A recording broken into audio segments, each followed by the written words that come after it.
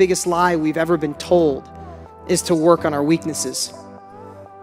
All that does is rob your confidence. There's people in this room right now that are living an okay life because you feel that you're not good enough. You're not smart enough in a certain area. You're not good at bookkeeping. You're afraid at sales. You're not that organized. Screw all that. Get amazing at what you're good at and pay someone to do the stuff you suck at. We all have goals. We all have our desire of where we want to be, right?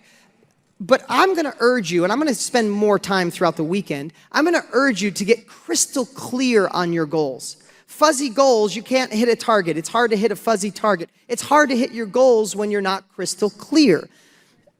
You see, we spend a lot of time thinking about what we don't want. I'm going to encourage you and go deeper on it this weekend is to find out exactly what it is you do want, crystal clear. When people say they don't have time, when someone says, I need a time management course, I said, no, you need a better vision and clarity on where it is that you want to go because you're saying yes to way too much stuff.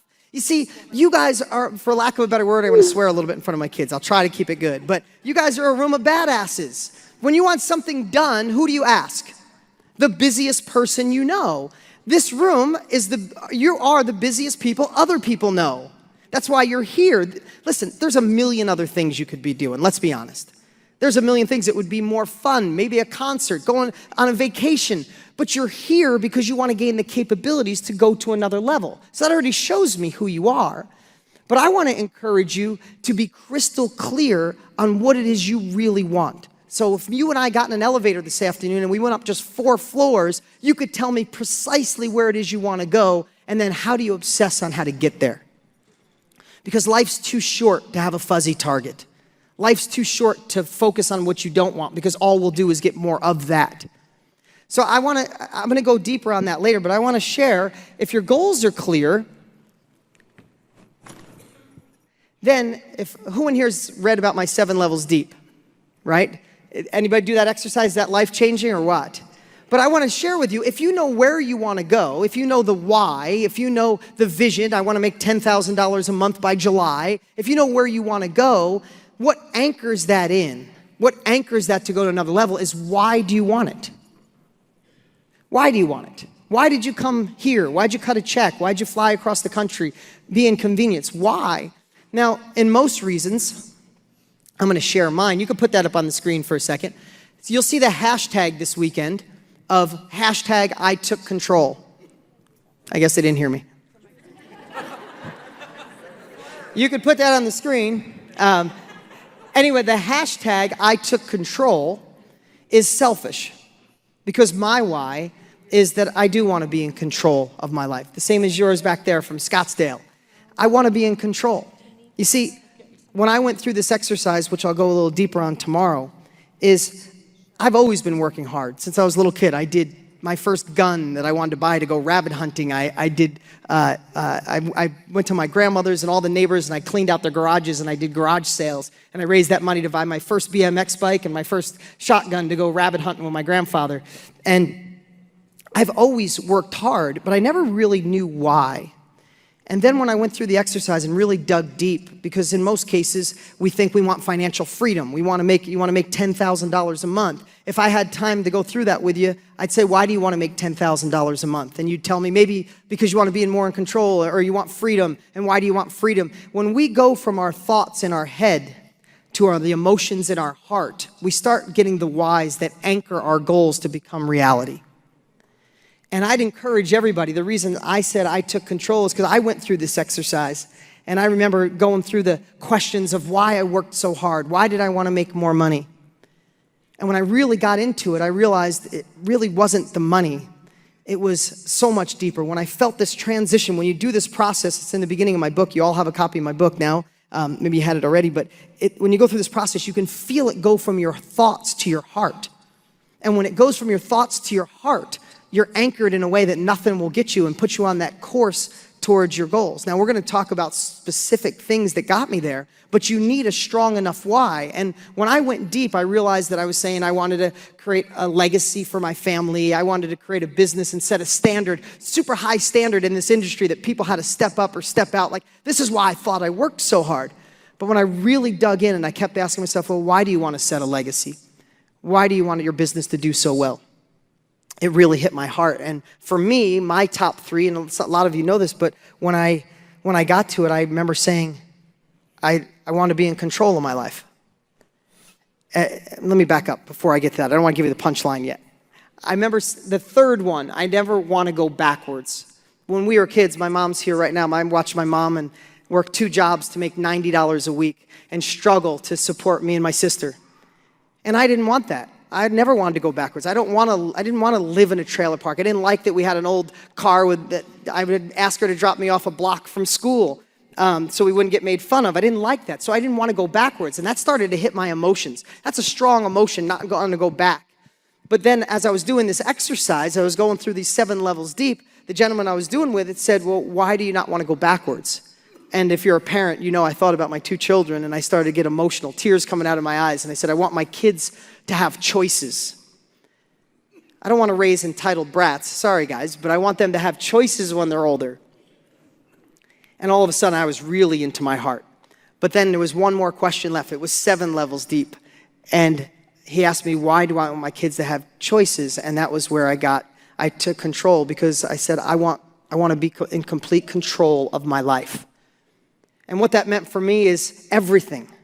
As a kid, we did struggle, and we moved a lot. We moved 20 times by the time I was 19 years old. We had a million different houses, and we'd be in a certain house with different stepbrothers and stepsisters, some of them which are here right now, and we'd be in a house and everything would be fine, and then we'd move someplace else, then I'd move in with my dad, then I'd move someplace with my dad, and then his house hadn't have any heat, so we lived in a bathroom with my dad, and I realized at that moment, again, we all have our story, at that moment, I don't want anybody to tell me how to live. I wanted to be in complete control of my life. I coached Little League, I coached softball. If I want to be with those kids in the middle of the day, I want to pick them up from school, I want to do it every single time. I don't want somebody to tell me when I could take a vacation, when I can coach. I go to every practice I can possibly go to. I like going to practice. If I want to do that, I want to be in control. Today, I had a sports jacket and a button shirt on, and a minute before, I'm like, I'm just going to wear a t-shirt and jeans because I'm in control. It's what I wanted to wear. Hey, Jeremy, somebody could bring me a bottle of water? So that's where I took control. So I don't know what it means to you, but to me, I want to live the way I want. I want to dress the way I want. I want to talk the way I want. I feel blessed that I got to retire both my parents. I wanted to take things and be in control of my life because it felt so out of control. So I don't know what your why is, but that's the hashtag I took control. My OBM, Organized Brilliance members, they know what that means, and you'll see some shirts with that on it. And that's what it is. It's like, find your why that's strong enough to drive you towards those goals. Does that make sense? Can I hear you up again? Okay, so I said before about playing full out. Play full out. And I say play full out. I'll do at the best of my ability to keep the emotions and the energy up. But you need to engage. Be an active participant in your own success. And I say that because here's what I know. I wasn't that smart in school. I barely got out of high school. My last year of high school, I had, I think, gym, ceramics, math, and English. I was out by 11 o'clock. And my ceramics teacher was so cool because he was always stoned, I think, smoking pot. I actually watched my ceramics teacher make a bong. It was like in the kiln. And I went in early one day and I'm like, oh, what is this, a weird flower pot? It's got a hole in the side. It's gonna leak. Now that I'm older, I'm like, he was probably like, oh yeah, that's for my mom. I don't know. But I wasn't that good at school. I don't have a vast vocabulary. You're gonna hear a lot of amazing, excited, fun. I don't have a vast vocabulary. If a computer could talk, when I type, there's so many misspelled words. And sometimes, is anybody a bad speller like me? I'm not kind of bad. I'm the worst speller on the planet. I sometimes spell a word and I try 3 or 4 versions and I can't even get the computer close enough to tell me what the word is. Like if my computer could talk to me, it'd be like, idiot, just stop. And then I'm like, okay, exciting. And I probably spelt that wrong. But, so, what I know is that I spent a lot of years when I felt not that smart in school, when I was in special reading, I felt that I was just going to get from life what I could. If I could make $1,000 a week someday doing construction, because my guidance counselor already told me that I'd be really good in like a factory or working on cars. Not that working on cars is a bad time, but she informed me where I was supposed to go. And what I didn't realize at that age, and what a lot of kids don't, is you're being judged by an outdated scorecard. At the time, they didn't realize that I could watch somebody do something once and be able to do it exactly that way. I can't read a book to this day. It doesn't sink in, but I can listen to one every 7 days and remember every word. I was just judged wrong. And that leads me, and I'm going to take 2 seconds, and you probably have read this, but I want to say it in person to you. The biggest lie we've ever been told is to work on our weaknesses. All that does is rob your confidence. There's people in this room right now that are living an okay life because you feel that you're not good enough. You're not smart enough in a certain area. You're not good at bookkeeping. You're afraid at sales. You're not that organized. Screw all that. Get amazing at what you're good at and pay someone to do the stuff you suck at. Does that sound right? But we're taught through school, we're taught through life that we have to get good at everything. It's just simply not true. Every entrepreneur I know, every successful person I know, they just found what drove them and got them excited and went for it. So I want to encourage you to not be fooled by that working on your weaknesses. Don't hold that back and say, well, I could if. I had all those thoughts. I wrote a book.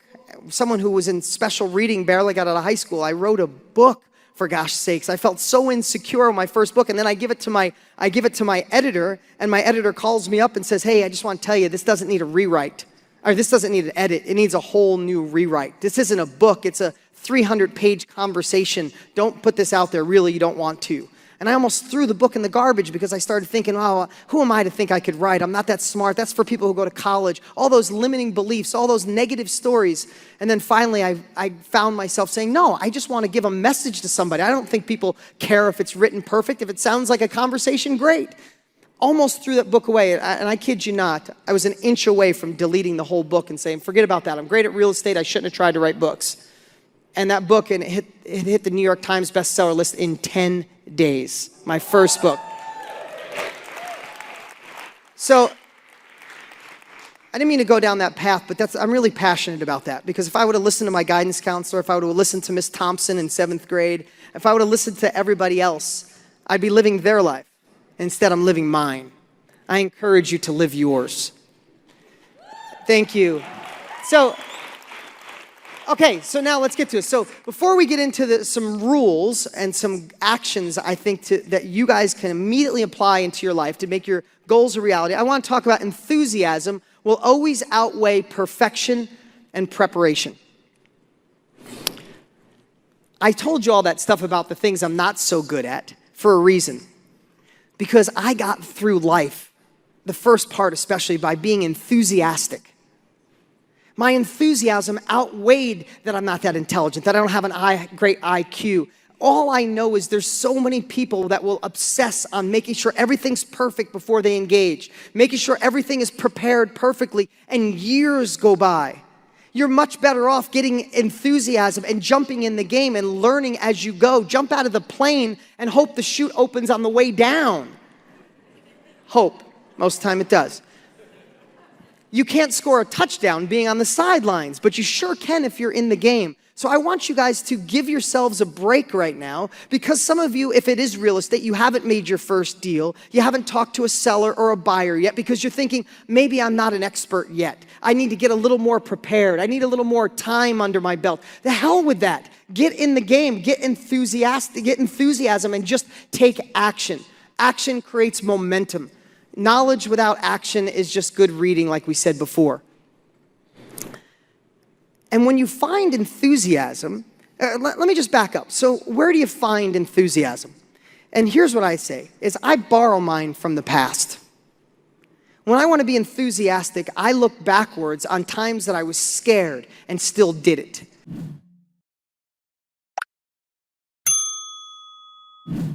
On times when I thought it was going to go wrong, but I made it happen. On times where I had incredible accomplishments. At times where I felt amazing, felt alive. It could be something completely different. It could be a first relationship. It could be anything that lights you up. And borrow that enthusiasm and put it in today's time. Because what it does is it also changes your state of mind. Because here's what I know. When your enthusiasm is down, when you're thinking about everything being perfect, when you're thinking about one step at a time, are you in the right space to take action? When your confidence is down, do you take action? Or do you say, how about when your confidence is down just a little bit and you watch the news? Or you get a friend tell you, oh, stop dreaming, or the economy's gonna crash, or the market's gonna crash. If your confidence is down and your enthusiasm is down, how does that hit you compared to when you feel on fire? Right? When you're down and your confidence is just 10% off, you go, well, yeah, maybe things are good enough the way they are. Maybe I'll just leave it where it is. The hell with that. Borrow the enthusiasm from the past and attack each day. What's up? What's up? Hey, before you go, you need to watch these next few videos. They're absolute game changers. Hurry up and click right over here and watch them, and I'll see you there.